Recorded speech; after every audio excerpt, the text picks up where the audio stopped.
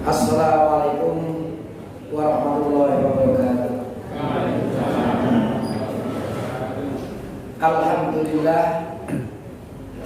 Alhamdulillahilladzi arsala rasulahu bil huda wa dinil haqq liyudhhirahu 'ala dini kullihi wa kafa billahi shahida. Asyhadu an la ilaha illallah wahdahu la syarika lah wa asyhadu anna Muhammadan abduhu wa rasuluhu la nabiyya ba'dah.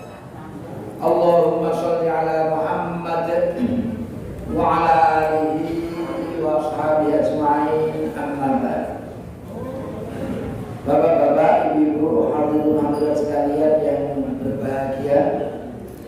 Pertama, mari kita selalu panjatkan puji syukur kehadirat Allah Subhanahu wa taala atas segala nikmat yang telah diberikan kepada kita semua, khususnya nikmat iman dan Islam. Bapak-bapak, ibu-ibu sekalian yang berbahagia, kita juga wajib bersyukur. Alhamdulillah, pagi hari ini kita bisa melaksanakan pengajian dengan normal, meskipun pandemi sebenarnya juga belum dikatakan berakhir. Tapi alhamdulillah kita sudah mulai bisa melakukan kegiatan-kegiatan secara normal, termasuk sholat kita. Saya yakin juga sudah banyak yang kembali menuju normal. Bapak-bapak ibu sekalian yang berbahagia, oleh panitia saya diminta untuk mengkaji tentang tarikh Ramadan. Temanya tentang tarikh Ramadan. Tarikh ini berasal dari bahasa Arab. Ini menggunakan hak atau menggunakan hak. Rahaba yurahibu tarhiban atau rahaba yurahibu tarhiban. Karena memang dua kata ini maknanya berbeda. Kalau pakai hak, rahaba yurahibu tarhib, rahaba yurahibu itu artinya menakut-nakuti, menteror. Kita bisa membaca surah Al-Anfal ayat 60. Allah berfirman, "A'udzubillahi minasyaitonir rajim wa a'iddu lahum mastata'tum min quwwatin wa min ribatil khair." Allah berfirman, kurang lebih artinya, dan siapkanlah untuk menghadapi mereka, yaitu musuh-musuh, kekuatan apa saja yang kamu sanggupi, dan dari kuda-kuda yang ditambat untuk berperang. Fungsinya apa itu persiapan itu? Turhibu nabi, yang dengan persiapan itu kamu mampu menakut-nakuti, menggentarkan aduwallahi wa aduwakum, musuh-musuh Allah dan musuh-musuh kalian. Jadi memang salah satu sifat agama Islam ada 5. Salah satunya adalah agama Islam itu menakutkan bagi musuh-musuhnya. Itu sabda Rasulullah SAW. Salah satu keistimewaan al-Islam itu adalah memberikan rasa takut kepada musuh-musuhnya. Itu arhabaril juga, tarhib, memberikan rasa takut. Maka kalau umat Islam itu taat kepada agamanya, itu mereka sudah takut, khawatir. Kita memiliki kekuatan itu dengan keimanan yang kita miliki, ketaatan yang kita miliki, itu menggentarkan. Itulah salah satu sifat dari agama kita. Dan tarhib itu berarti bukan menggunakan hak karena menakut-nakuti, tapi yang untuk tarhib Ramadan ini pakai hak. Tarhibun dari kata rahaba yurahibu tarhiban, yang artinya menyambut dengan lapang dada, dengan keluasan hati. Itu artinya rahaba yurahibu. Maka kalau tarhib Ramadan pakai hak, itu artinya kita siap-siap untuk menyambut dengan kelapangan dada dan keluasan hati kita datangnya bulan Ramadan. Itu makna tarhib ta'hib Ramadan. Bapak-bapak, ibu-ibu sekalian yang berbahagia, sambil menunggu apa itu LCD-nya, karena ada beberapa hadis yang perlu kita munculkan untuk mudah dibaca. Lalu bagaimana hendaknya kita melakukan ta'hib Ramadan ini? Dalam rangka menyambut datangnya Ramadan itu apa saja yang mestinya kita persiapkan untuk menghadapi bulan yang penuh berkah itu?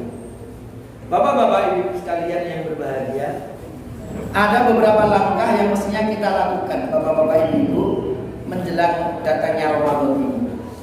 Yang pertama, mari kita terus berdoa kepada Allah Subhanahu wa Ta'ala agar Allah benar-benar memberi kesempatan kita untuk bertemu dengan bulan yang berkah tersebut.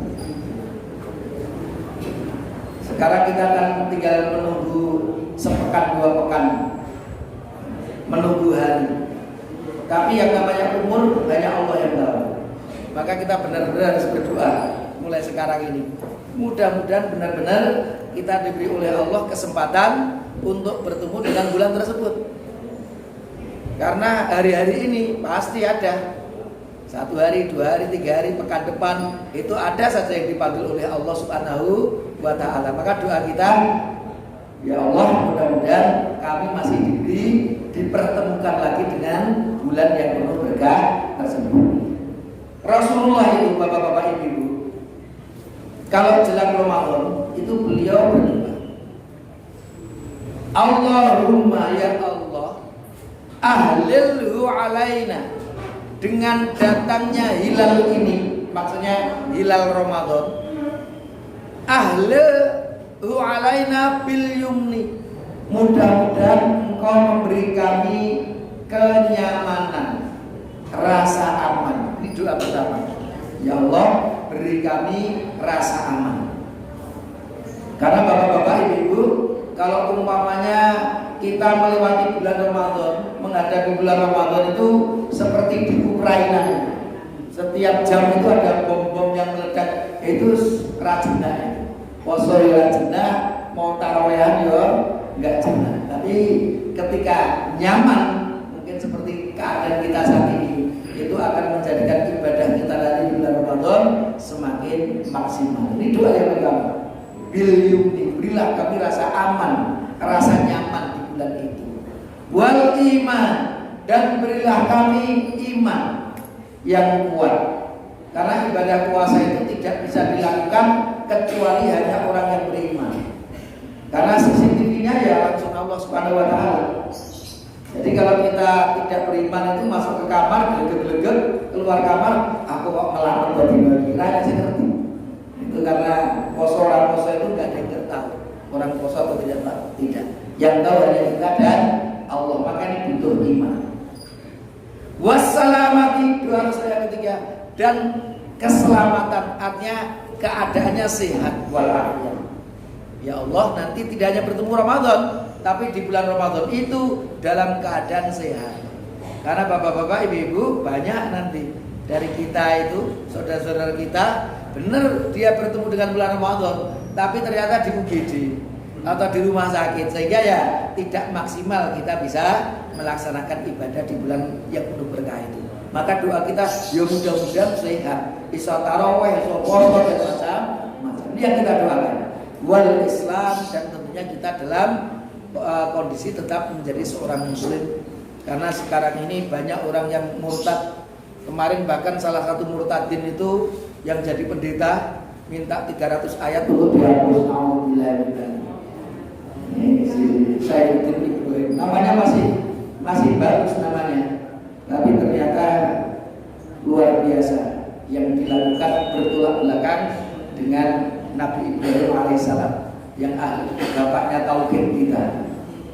Bapak-bapak, ibu sekalian yang berbahagia, itulah doa Rasulullah Sallallahu Alaihi Wasallam. Kalau di Indonesia, bapak-bapak, mungkin hari-hari ke depan menjelang Ramadan itu ada istilah nyadran, sadranan, ya Bu. Di daerah-daerah masih ada seperti itu. Maka ibu-ibu ikut nyadran enggak? Insya Allah tidak. Sadran itu berasal dari srada, artinya keyakinan.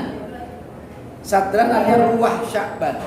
Orang Jawa atau Kejawen mengenal ruwah sebagai bulan arwah, maka disebut ruwah karena itu bulan arwah.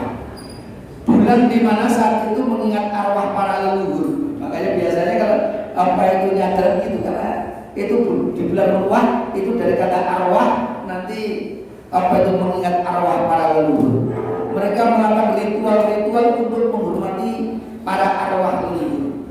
Itu tradisi nyadran datang Ramadan, jelang Ramadan, nyadran dalam rangka ini.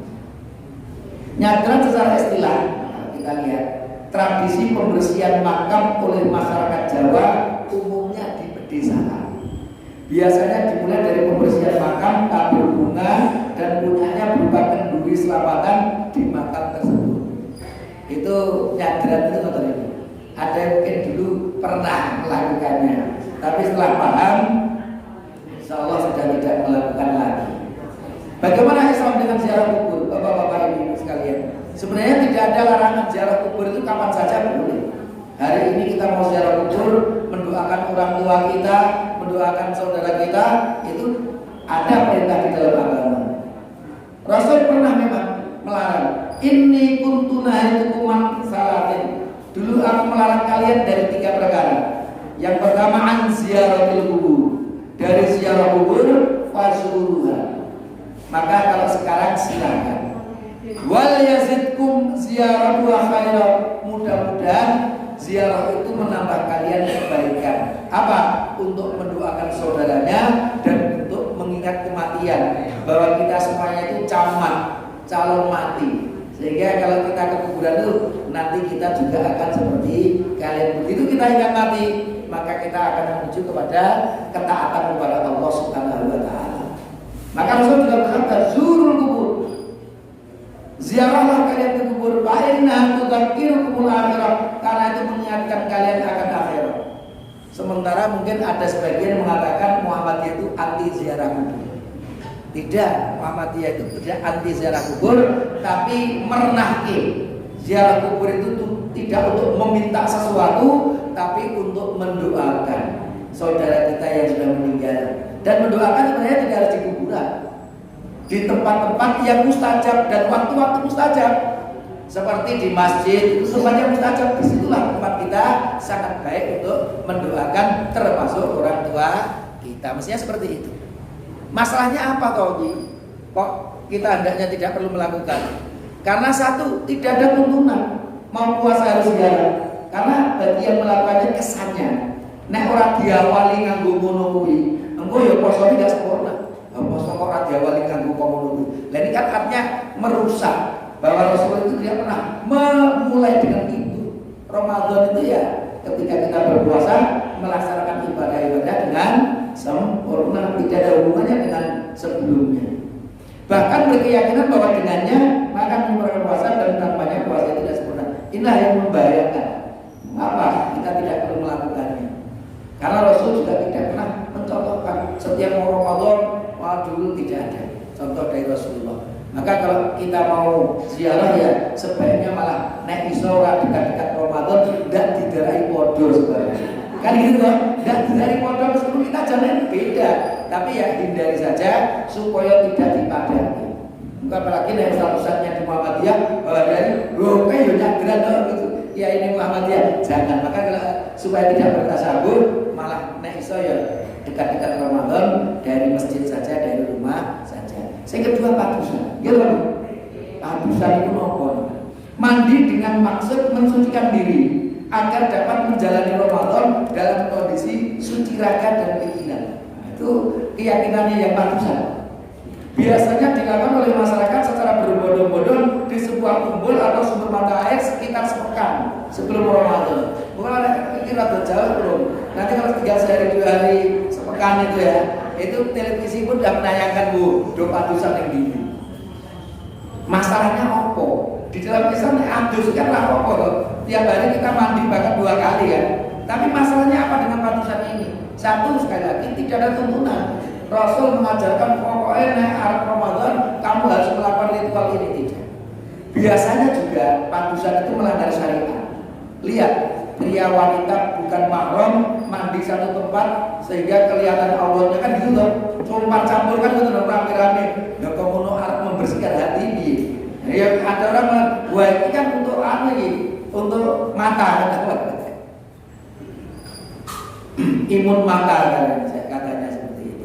Na'udzubillahi min dzalik. Jadi kan justru secara syariat melanggar syariat, bukan mahram laki-laki perempuan campur. Selain itu meyakini bahwa itu bukan ritual yang akan menyempurnakan puasa. Ini yang bahaya. Nek bermasalah adus, sekarang mau adus di umbul, di tok itu di apa itu tempat-tempat kolam renang itu silahkan saja. Tapi tidak perlu ada keyakinan-keyakinan yang seperti itu, justru merusak keyakinan kita. Itulah Bapak Ibu, maka kita di Muhammadiyah tidak mengajarkan nyadran dan padusan. Nah, mendoakan silakan dari rumah kita, dari masjid. Kalau mau padusan, abus neng omah dewe-dewe, nganggo sapu, nganggo sabun, insyaallah lebih bersih dari yang padusannya neng kumpul itu karena campur-campur tadi. Kemudian Bapak-bapak Ibu, biasanya menjelang datangnya Ramadan itu bermunculan pesan-pesan. Ini saya pernah dapat pesan WA, malah kemudian saya ganti ke laptop saya ini. Ini seperti ini. Ada yang menyampaikan hadis, datang hadis bahwa malaikat Jibril minta diampuni doanya oleh Rasul. Apa itu? Malaikat Jibril mengatakan, Muhammad, tolong abaikan puasanya umat Muhammad apabila sebelum masuk Ramadan dia tidak melakukan 3 hal berikut ini. Jadi kalau tidak melakukan 3 hal berikut ini, puasa Ramadannya diminta untuk diabaikan, dianggap tidak ada rasa. Apa itu? Mohon maaf kepada orang tua, mohon maaf kepada pasangan, dan bermaaf-maafan dengan tetangga, tonggo-tonggo. Wong tua, pasangan, tonggo-tonggo. Kalau tidak melakukan bermaaf-maafan kepada 3 itu, maka abaikan puasanya.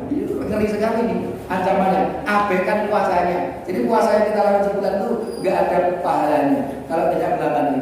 Makanya dan jodoh, wong tua aku gandeng wis sedor, maka supaya nanti sempurna Ramadan, kita datang kepada meminta maaf kepada orang tua di kuburan. Ini seperti itu.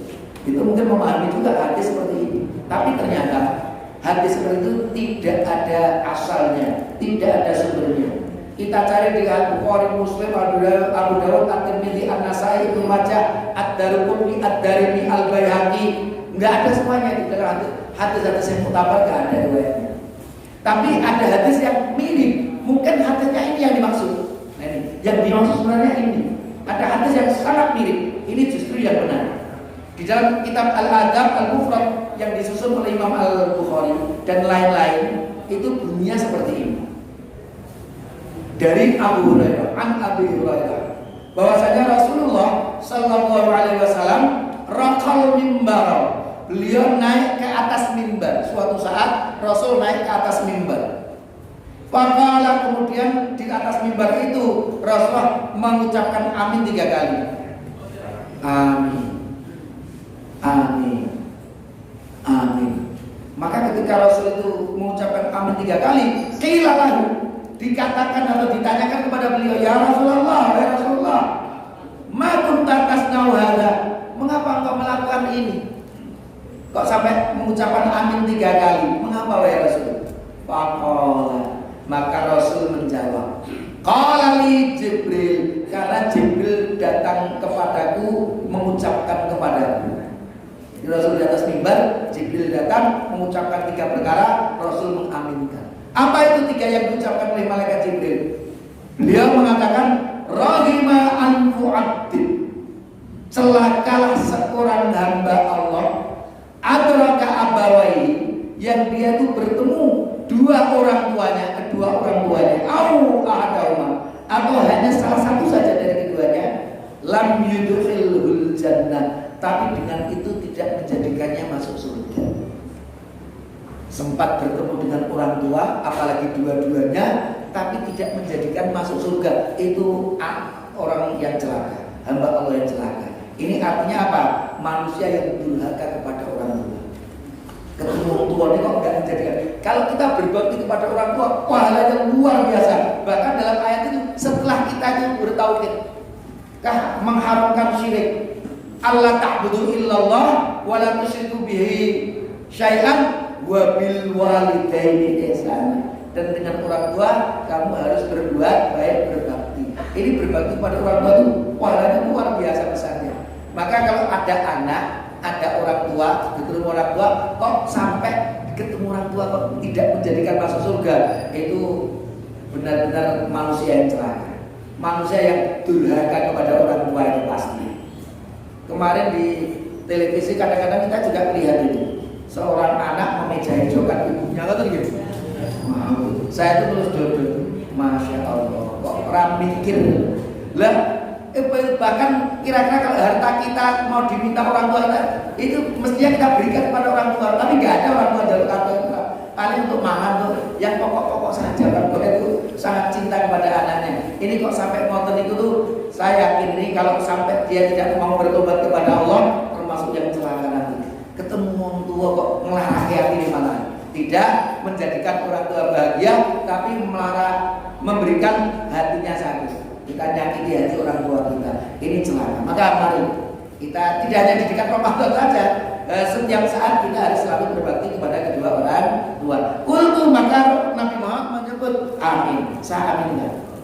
Yang kedua apa pernyataan malaikat Jibril? Radhima anhu abdin dakhala alaihi Ramadan lam yukfar lahu. Celakalah seorang hamba yang ketika dia masuk bulan Ramadan, lewat bulan Ramadan, tapi dia belum diampuni oleh Allah. Itu berarti orang yang raposo di Ramadan. Karena kalau orang berpuasa di bulan Ramadan, ghufira lahu ma taqaddama min dzambihi, man qama Ramadan juga ghufira lahu ma taqaddama min dzambihi, maka akan diampuni dosa-dosa kita oleh Allah. Lah ini lewat Ramadan kok sampai dosa-dosanya tidak diampuni, berarti dia tidak qiyamul lail, dia tidak berpuasa Ramadan. Kan banyak nek pasar itu nanti bulan Ramadan itu banyak sing makan-makan padahal tidak ada unsur pilih KTP ini Muslim itu, Islam itu KTP-nya. Tapi makan yang siang hari tidak ada unsur sing masuk surga unsur KTP ini doang. Bapak-bapak Ibu sekalian berbahagia, summa qala, kemudian malaikat Jibril berkata, rahimah ankum ri'in, celakalah seseorang dzukirta indahu, yang namamu disebutkan, falam yusolli alaika, tapi dia tidak mau mendoakanmu. Jadi termasuk orang yang pikir, Bu, bapak-bapak, kalau disebut nama Nabi kita tidak mau mendoakannya. Doanya apa? Yaitu sallallahu alaihi wasallam, itu doa kita untuk Nabi. Maka kalau kita apa itu mendengar nama Rasulullah disebut Nabi Muhammad, kita di dalam hati sallallahu, enggak perlu rame-rame keras, enggak perlu. Dalam hati saja kita doakan sallallahu alaihi wasallam. Karena man shalla alaihi salatan shallaitu alaiha asra. Sallallahu alaihi ya asra. Maka Allah akan bersolawat atasnya, memberikan keberkahan kepadanya 10 kali lipatnya. Maka semakin kita banyak bersolawat atas Nabi, maka semakin banyak keberkahan yang Allah berikan kepada kita. Tapi nggak perlu rame-rame dengan gelaran rame-rame, tidak. Cukup sendiri saja, apa itu di dalam hati kita dengan umat umi saja sudah cukup. Itu kita mendoakan Rasulullah. Itulah bapak-bapak ibu sekalian yang berbahagia. Kemudian para ulama sudah di Indonesia mempunyai perbedaan pendekatan. Tadi sudah disampaikan oleh pembahasan. Ada metode ruqyah, itu metode hisab. Ini ibu-ibu, bapak-bapak di Muhammadiyah harus tahu perbedaannya. Ruqyah itu satu metode untuk menentukan awal Ramadan atau awal bulan Qamariyah dengan apa? Dengan alat yaitu mata. Jadi nanti kalau tanggal 1 April itu bertepatan dengan tanggal 29 Sya'ban. Itu kalau yang menggunakan teori ruqyah nanti sudah mempersiapkan tim-tim ruqyah di tempat-tempat yang strategis. Di Indonesia ada sekitar 56 tempat strategis yang dipakai untuk nginjen apa itu hilal itu. Untuk nginjen hilal itu. Itu nanti kalau matahari tenggelam tanggal itu 29 Sya'ban langsung diinjen. Hilalnya kita enggak. Begitu matahari tenggelam ke hilalnya kita, maka ketika hilal matahari tenggelam, digolai hilal itu rakito, diwinceng rakito, ya berarti besok genap 30 hari bulan Syawal. Itu metode ruqyah. Tapi metode ruqyah ini ya memang ya namanya mata itu ya biasanya akurasi mata. Apalagi kalau kita lihat nanti mata hilalnya itu dekat dengan matahari itu semakin menyulitkan sulap atau sulap. Kalau metode hisab itu menggunakan alat. Dalam ilmu astronomi itu alat itu digunakan untuk mencok bulan itu pakai alat ini. Tapi ternyata alat ini juga bisa kita melihat untuk mendeteksi posisi hilal. Ini alatnya seperti ini bapak-bapak ini. Ini download di mana-mana insya Allah sama macam-macam alatnya. Tapi kurang lebih sama. Ini barat saat ini jamnya ini tanggal 20 Maret jam 7:37 atau 38 menit. Landscape-nya sudah mudah saja saya ganti laut.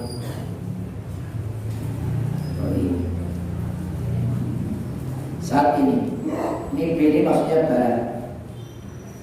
Ini untuk mendeteksi alat ini untuk mendeteksi benda-benda angkasa itu bisa. Kita lihat umpamanya Saturnus, Jupiter di sini bisa. Tapi yang kita lihat nanti bulannya saja. Ini kita ganti tanggal 1 April. Karena tanggal 1 April tanggal 29 Sya'ban ini 1 April. Jam itu kita tambahkan jamnya supaya dekat dengan maghrib ya. Ini jam 17 jam 5. Nah, ini posisi kita lihat bulannya, bulan. Ini posisinya seperti ini. Kalau kita dekatkan, ini posisi matahari. Ijtima terjadi sekitar jam setengah 2. Jadi jam setengah 2 itu bulan dengan matahari itu satu jejer. Tapi pergerakannya matahari lebih cepat dari bulannya. Maka kalau sudah ijtima, nanti pasti pergerakannya matahari itu lebih cepat. Kalau terjadi ijtima, ini di jam setengah 2 siang sudah terjadi kurang lebih sekitar jam 1:27 itu terjadi ijtima. Kemudian posisinya ini nanti matahari. Nah, lihat matahari tenggelam. Ini matahari tenggelam, posisi hilal di sini 2,11 derajat, 2,1 derajat. Seperti yang difatwakan oleh pimpinan pusat Muhammadiyah sama. Kalau kita dekatkan begini. Dekat karena dekat malah cetok, tapi berdasarkan alam.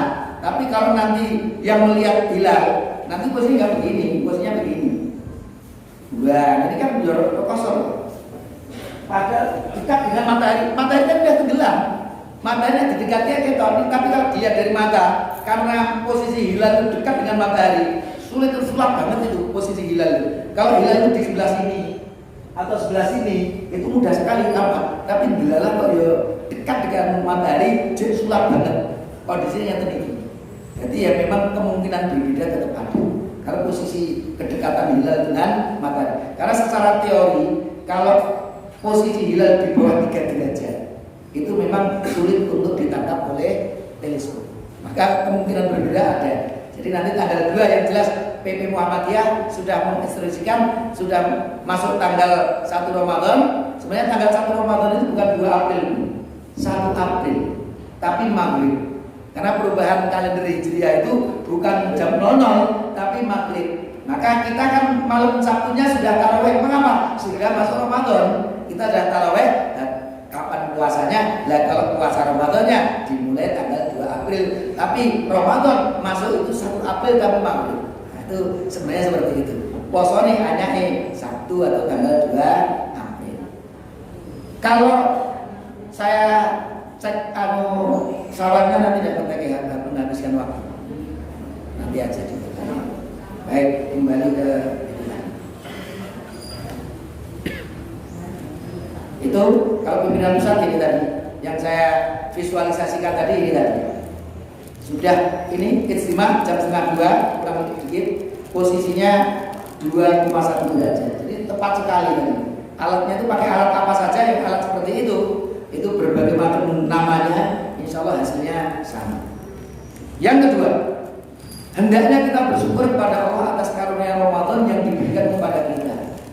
Nanti kalau benar-benar kita bertemu dengan Ramadan itu harus menunjukkan rasa syukur kita. Rasa syukur yang benar itu syukur hati kita bersyukur, lisan kita juga menunjukkan rasa syukur, perbuatan kita juga menunjukkan rasa syukur. Maka Allah menyebut wa qalilun min ibadiyas syakur, hanya sedikit hamba-hamba yang bersyukur. Padahal orang Indonesia itu banyak loh tasakuran itu. Lulus SD tasakuran, khatam Quran tasakuran, lulus S1 tasakuran gitu ya. Menikah tasakuran itu, berangkat haji tasakuran, pulang haji tasakuran. Banyak sekali orang tasakuran. Tapi mengapa Allah menyebut hanya sedikit hambaku yang bersyukur? Karena bersyukur yang benar itu 3 dimensi. Hatinya menyadari bahwa semua nikmat yang kita miliki itu semuanya dari Allah. Maka lisan kita yang diberi lisan ini kita selalu gunakan untuk memuji Allah, untuk berzikir memuji Allah Subhanahu wa taala. Ucapan yang keluar juga ucapan yang diridhai oleh Allah. Itu kita namanya bersyukur. Lah kalau diberi Allah mulut, ucapannya melekiti, banyak berbuat dolim, membuat fitnah dan macam-macam, ini berarti kita tidak bersyukur dengan nikmat ini. Perbuatan kita menunjukkan syukur juga. Kita diberi kaki, diberi tangan yang sehat, gunakan untuk kajian-kajian, bukan untuk tempat-tempat maksiat. Kalau kita banyak orang bersyukur, subhanallah walhamdulillah ping 1000 sedino, tapi habis pikiran itu ke tempat maksiat. Apa gunanya itu? Karena menunjukkan rasa syukur itu tidak hanya lisan dan hati kita, tapi perbuatan kita menunjukkan kita tidak pernah datang ke tempat-tempat maksiat. Kita selalu menggunakan kaki tangan kita, semua nikmat Allah, harta kita gunakan untuk mencari ridha Allah. Itu menunjukkan bahwa kita benar-benar bersyukur kepada Allah. Maka orang yang bersyukur dengan diberi kesempatan bertemu dengan Ramadan, itu maksimalkan puasanya ya maksimal, qiyamulailnya dimaksimalkan, zikirnya dimaksimalkan, baca Qur'annya maksimalkan. Itu namanya kita bersyukur dengan kesempatan ini. Tapi nek balik ketemu Ramadan, yes, doa terus begitu datang Ramadan malas. Artinya masjid ya mau, pengajian ya mau. Ini apa gunanya kita kurang bersyukur berarti. Makanya harus bersyukur dengan menunjukkan ini. Yang ketiga, hendaknya kita semuanya bergembira dengan datangnya bulan Ramadan. Jangan ada yang sedih kalau waduh Ramadan, waduh posone, rekoso ini. Masya Allah, ketemu bulan Ramadan kok malah stres. Jangan, umat Islam kalau ketemu Ramadan harus bergembira. Alhamdulillah sebentar lagi ya Allah, mudah-mudahan kita bertemu lagi. Mudah-mudahan bisa berpuasa, bergembira. Rasul ternyata kalau datang Ramadan, anna Rasulullah sallallahu alaihi wasallam qala li ashabihi, bersabda kepada sahabat-sahabatnya, yubashiru, memberikan kabar gembira kepada mereka itu. Qad ja'akum Ramadan, wahai sahabat-sahabatku, telah datang kepada kalian bulan Ramadan. Syahrul mubarak, bulan yang penuh dengan keberkahan. Apakah keberkahan Ramadan itu? Rasul ternyata menjelaskan langsung di sini. Yang pertama, iftarallahu alaikum syiyama. Karena Allah di bulan itu mewajibkan kalian berpuasa sebulan penuh. Itu keberkahan pertama. Kalau kita lakukan, ghufirallahu ma taqaddama min dzalik. Itu keberkahan yang luar biasa. Yang kedua, yuftahu fi abwabil jannah wa yughlaqu fi abwabil jahim wa yughallu fi syayatin. Pintu surga dibuka lebar-lebar, pintu neraka ditutup rapat-rapat, dan setan-setan dibelenggu. Lupa tan, jadi ini setan-setan dibelenggu. Neng pasar kayak wong Islam dora poso. Tapi tahu, jadi ini setan mesti dibelenggu. Kok jin tergoda sama setan? Ngoten nggih pertanyaannya. Bapak-bapak, ibu-ibu, maka tadi di doa tadi kan Rasul berdoa, ya Allah berilah kami kekuatan iman. Karena yang bisa berpuasa itu hanya yang kuat imannya. Bagi yang lemah imannya sulit. Bapak-bapak, ibu, saya gambarkan begini. Kalau ibu-ibu atau bapak-bapak diajak tanding padu, lawannya ya sepodo lah, ibu dengan ibu, bapak dengan bapak sepodo. Kemudian musuhnya dibondo, terus dirangketi kae, serai ngopo-ngopo. Tapi kok kita nggak bisa kalahkan, berarti anteman kita itu ampang. Tung lah, kamu itu nyantem apa mijet itu mas? Berarti anteman kita itu lemah sekali. Kan gitu ya. Itu berarti lemah sekali. Itu menunjukkan lemah iman. Malaikat apa? Setan-setan harus dibelenggu kok sih mudah tergoda. Itu menunjukkan bahwa iman kita sangat tipis. Maka banyak kita itu harus khawatir kalau punya generasi tipis iman. Gak perlu khawatir punya generasi tipis dompet, itu gak perlu khawatir. Zaman Rasul itu orang miskin itu kira-kira lebih banyak prosentasenya dengan kita. Banyak sahabat yang sehari makan, 2 hari 3 hari itu gak makan. Sahabat Abu Hurairah itu pernah pingsan ketika sholat. Kenapa? Karena beberapa hari tidak makan. Ketika ditanya kenapa, sudah beberapa hari tidak kemasukan. Itu sahabat Abu Hurairah. Banyak sahabat begitu. Tapi gak perlu khawatir, kalau imannya kuat gak ada masalah. Tapi kalau imannya itu yang tipis, setebal apapun uang kita menjadi masalah. Nek kaya raya, yang menggolong orang lain, ya toh. Nek wong sugih itu berbuat maksiat benar, lebih gampang. Orang mau minum-minuman keras saja nek kira-kira duit raya ngumpul ke sepekan saya iso tuku gendul topi miring. Tapi duit oke, sedina tuku 10 gendul topi miring gampang. Itu makanya kalau duitnya tebal tapi imannya tipis, ini yang menjadi masalah. Maka kita jangan kebalik, punya iman tipis ora masalah. Anak-anakku itu yang penting tebel dompete, imane ora apa-apa, tipis-tipis ora apa-apa seperti itu. Nauzubillahi. Salah satunya lagi keberkahan fihi lailatul khairu min alfi syahrin, karena ada satu malam yang lebih baik dari 1000 bulan, yaitu Lailatul Qadar. Maka Rasul bersabda, man urima khairuha, wis komono kae keberkahan Ramadan, kok sampai dia tidak mendapatkan sedikit pun kebaikan dari bulan Ramadan, faqad urim, dia benar-benar tidak mendapatkan sedikit pun kebaikan. Semono kae keberkahan kok ra enek siji sing entuk. Nauzubillahi min dzalik. Itulah kira-kira Rasulullah sallallahu alaihi wasallam bersabda. Yang keempat, hendaknya kita segera merancang agenda kegiatan untuk mendapatkan manfaat sebesar mungkin dari bulan Ramadan itu. Bagi para juru dakwah, kita sudah mulai, nanti jadwal kuning diwai bulan Ramadan itu sudah mulai mempersiapkan, mengadakan acara kajian untuk tarawih. Nah, ini untuk apa itu takmir masjid, panitia. Nah, ini tim kajian ini sudah mengadakan. Untuk Ramadan berapa kali kita mengadakan pengajian akbar. Masjid kita nanti siapa yang akan mengisi? Semakin berbobot yang isi, kita sebarkan, pasti nanti akan banyak jamaah yang akan mendengarkannya. Itu persiapan sangat penting. Kalau kita bukan takmir masjid, kita juga panitia, kita juga bukan seorang dai yang biasa ngisi pengajian, ya ini mengikuti kajian-kajian agama daring. Engkau di bulan Ramadan kajian-kajian sing ape neng dia, neng mana apa ini ada apa masjid ini? Kita sudah mulai merancang, nanti ikut yang mana.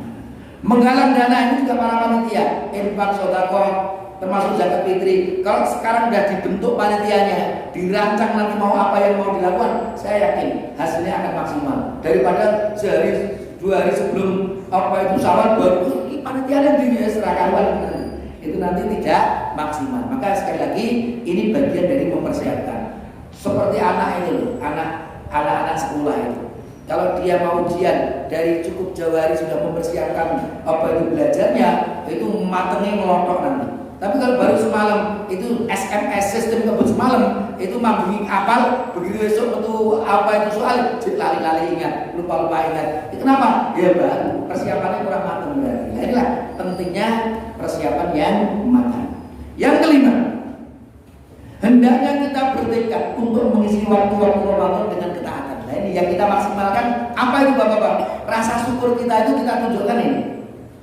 Kita berpuasa dengan sempurna, kecuali ibu-ibu yang haid, ya memang itu ada udzur. Aisyah mengatakan, "Kunna nu'maru bi qada'is syiyami wa la nu'maru bi qada'is shalah." Kita dulu diperintah Rasul untuk mengqadha puasa, tapi tidak diperintah untuk mengqadha salat. Itu bagi wanita yang haid. Nek salat itu ora perlu diqadha, bukan utang. Nek salat itu perai. Tapi kalau puasa itu bukan perai, jadi utang. Jadi utang poso nanti disahur di hari yang lain. Enggak bisa dikiaskan, la qiyasa fil ibadah. Itu yang dimaksud. Para ulama kan punya kaidah, tidak bisa kita mengkiaskan masalah ibadah. Lagi nek poso kan di sahur, berarti sholatnya ya kudu di sahur. Enggak bisa, atau sebaliknya, sholat ra di sahur atau sholatnya ini berarti posone rasa di sahur. Tidak. Itu masing-masing tidak bisa dikiaskan, tidak bisa dianalogikan. Ya apa dalilnya? Poso kon nyaur ya kita lakukan samina wa ta'na. Apa sholat tidak perlu dilakukan atau tidak, bukan utang, itu prai ya itulah samina wa ata'na. Membaca Al-Quran itu juga penting. Rasul bersabda, iqra'ul Qur'ana fi kulli syahrin. Bacalah Quran itu katam sebulan sekali. Sahabat kata berkata, wahai Rasul, saya bisa ajidu kuwatan. Saya punya kekuatan lebih dari itu. Ya wes nek ngono selawe dina pisan. Rasul saya bisa lebih kuat dari itu 20 hari sekali. Rasul saya bisa lebih kuat 15 hari sekali. Rasul saya bisa lebih kuat 10 hari sekali. Rasul saya bisa lebih kuat sepekan sekali. Rasul saya bisa lebih kuat dari itu 3 hari sekali. Rasul saya bisa lebih kuat dari itu. Man la yafqahu man yaqra'uhu aqalla min salatin. Tidak akan memahami apa yang dibaca kalau katanya kurang dari 3 hari. Artinya Maret sedino kata itu tidak perlu 3 hari sekali. Paling banyak itu. Tapi Ibu, untuk kita 1 bulan targetnya 1 itu udah luar biasa. Tolong ditingkatkan saja kualitasnya. Karena banyak orang yang baca Quran itu kejar target. Tartilnya hilang, tajwidnya hilang, ngejar pokoknya sebulan 3 kali khatam, 5 kali cukup 1 kali khatam, tapi dengan tartil. Nek perlu kalau kita tidak tahu artinya, baca artinya. Dzalikal kitabul la raiba fihi hudal lil muttaqin. Oh, ternyata artinya demikian. Nanti kalau kita baca tahu artinya, semakin tertancap dalam hati. Nek maca ada apa pahalanya? Rasul bersabda, man qara'a harfan min kitabillahi falahu bihi hasanatun. Siapa yang membaca 1 huruf saja dari Al-Quran, maka dapat 1 kebaikan. Wal hasanatu bi asri amsalihha, dan kebaikan itu dilipat gandakan oleh Allah 10 kalinya. La aqulu alif lam mim harfun, aku tidak mengatakan alif lam mim itu 1 huruf. Lakin akan tetapi alif harfun, lam harfun, mim harfun. Alif itu 1 huruf, lam itu 1 huruf, mim itu 1 huruf. Berarti kalau alif lam mim berarti ada 3 huruf, 30 kali kebaikan yang diberikan oleh Allah. Itu luar biasanya membaca, apalagi di bulan Ramadan. Maka 1 bulan khatam dengan kualitas membaca Al-Quran yang lebih baik, saya yakin itu juga akan lebih bermanfaat bagi kita. Kemudian banyak bersedekah. Ternyata Rasul kalau Ramadan itu semakin banyak sedekahnya. Maka kalau kita masuk bulan Ramadan, mari kita tingkatkan sedekah kita. Sholat tarawih tentunya kita sudah paham semuanya. Nanti kalau kita mengkaji rokaatnya, kita mengkaji 22 atau 44, itu nggak ada selesainya nanti, habis waktunya. Tapi intinya di Muhammadiyah sudah ada tuntunan, silahkan kita seperti yang sudah dituntunkan oleh pimpinan pusat kita. Bagaimana kita sholat tarawih. Kemudian berusaha mendapatkan Lailatul Qadar. Lailatul Qadar ini tidak ada dalil yang qat'i. Ada riwayat malam 27, malam 29, malam-malam ganjil 10 terakhir, malam-malam ganjil pertengahan terakhir, kan gitu. Malam-malam ganjil setiap Ramadan. Banyak sekali riwayat-riwayat berkaitan dengan datangnya Lailatul Qadar. Maka bapak-bapak ibu, karena tidak ada dalil yang qat'i, maka cara yang terbaik untuk bisa mendapatkan Lailatul Qadar itu adalah menganggap setiap malam itu seakan-akan Lailatul Qadar. Dari malam pertama sampai malam 30. Karena kita nanti insya Allah posone 30. Tanggal 29 Ramadan untuk tahun ini, ketika matahari tenggelam, posisi hilal di bawah ufuk. Jadi insya Allah Muhammadiyah untuk tahun Ramadan tahun ini posone genep 30 hari. Maka itu kita maksimal seperti MotoGP itu. Nah, nanti siang kan ada MotoGP kan sebenarnya. MotoGP. Itu saya jadi ngebut orang di akhir-akhir. Dari awalnya rebutan saya kata deh. Jadi dari awal Ramadan itu terus siap langsung bus lari gitu. Jangan laya-laya. Saya penting kok tanggal itu libur kan gitu. Jangan seperti itu. Nanti kalau memahaminya begitu ya, saya penting tanggal itu libur berarti malam-malam yang lainnya santai-santai saja. Tidak. Kita maksimalkan semua malam-malam itu. Insya Allah kita akan mendapatkan Lailatul Qadar. Yang terakhir kalau bisa ya beriktikaf 10 hari terakhir di bulan Ramadan. Nek ra iso ya beberapa hari semampu kita. Itu bisa kita lakukan juga. Yang keenam hendaknya kita berusaha untuk mempelajari hukum-hukum semua amalan. Tadi sudah disampaikan. Kita harus tahu hukum puasa, sunnah puasa, yang membatalkan puasa itu apa. Itu panjenengan harus mengkaji karena semakin kita tahu hukum, semakin sulit untuk digoda. Tapi kalau jenengan nggak tahu hukum, kamu batal loh. Akhirnya kita batal burung saya ini. Batal kamu, setan menggoda. Waduh, batal tak mau sisa. Jadi mau lo batal. Tapi gandeng kita nggak tahu hukum, rumah saya batal, mau sisa. Mbak ini mau cotekok karo Ustaz, ketemu Ustaz, burung batal. Masya Allah harus dimasuk. Akhirnya mengapa? Karena tidak tahu hukum. Maka dengan tahu hukum, insya Allah kita semakin sulit untuk digoda oleh setan. Yang terakhir, hendaknya kita sambut bulan Ramadan dengan tekad meninggalkan dosa dan kebiasaan buruk. Tadi kita perbaiki amal perbuatan kita, khususnya di bulan Ramadan yang penuh berkah tersebut. Itulah bapak-bapak ibu beberapa hal yang mestinya kita persiapkan tarhib Ramadan supaya nanti ketika kita lewati bulan Ramadan itu kita benar-benar termasuk orang-orang yang sudah diampuni oleh Allah Subhanahu wa taala. Mudah-mudahan ada manfaatnya. Kalau ada kekurangan mohon maaf yang sebesar-besarnya. Aku qouli hadza wa astaghfirullah li wa lakum. Wassalamualaikum warahmatullahi wabarakatuh.